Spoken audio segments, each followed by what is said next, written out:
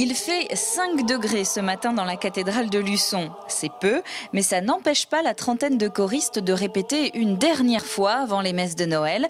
Tout est question d'auto-persuasion. C'est-à-dire qu'on a froid à la répétition, mais il nous semble qu'on aura peut-être un petit peu de chauffage, non,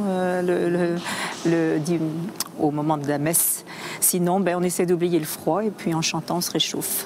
La plupart des chanteurs sont des habitués, car même si les chorales ont suscité beaucoup d'intérêt il y a 6 ans maintenant, en Vendée comme ailleurs, elles peinent aujourd'hui à trouver une relève. C'est vrai que le renouvellement n'est pas évident.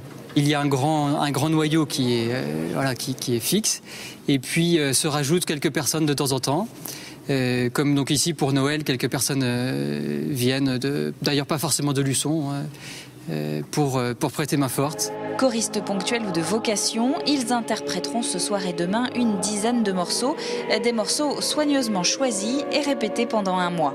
Les chants traditionnels reviennent souvent quand même. Il est né le divin enfant, les anges dans nos campagnes, mais en même temps, les choses évoluent quand même, il y a quelques nouveautés.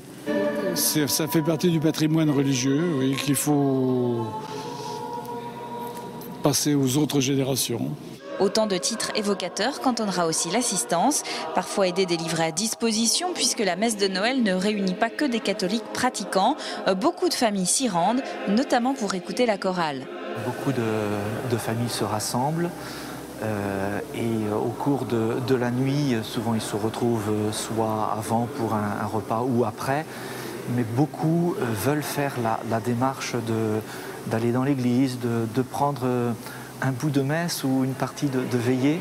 Le rendez-vous est donc fixé à 22h ce soir à Luçon. Armé d'un gros manteau, d'une écharpe et de gants douillés, vous pourrez ainsi profiter pleinement des choristes luçonnais, des choristes qui font chaque année résonner leur voix sous la voûte de la cathédrale.